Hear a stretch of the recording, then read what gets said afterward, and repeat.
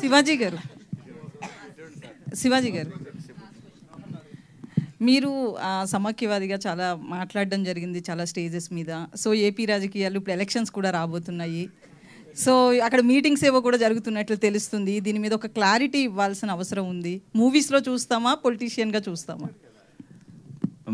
First మీరు ఒక పదాన్ని సరి చేసుకోవాలి. I'm not a సమైక్యవాది.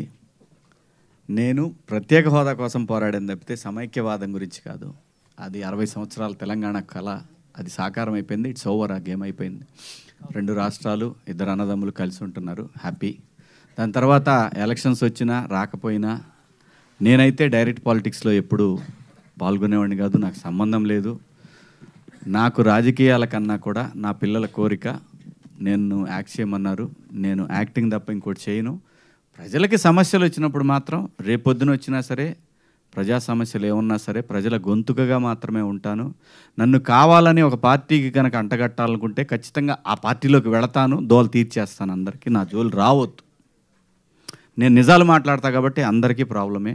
సో అటువంటి వాడు రాజకీయాలకు పనికిరాడు. నేను రాజకీయాల్లో పనికిరాను, నాకు తెలుసు. ప్రజల గొంతుకగా మాత్రమే ఉంటాను. దయచేసి నన్ను ఎవరు కూడా ఫలాని రాజకీయ పార్టీ, ఫలాని చంద్రబాబుకో, ఫలాని జగన్మోహన్ రెడ్డికో, లేదంటే మా కేసీఆర్కో ఇట్లా ఏం నాకు సంబంధం లేదు. నేను ప్రజల సమస్యల గురించే మాట్లాడతాను.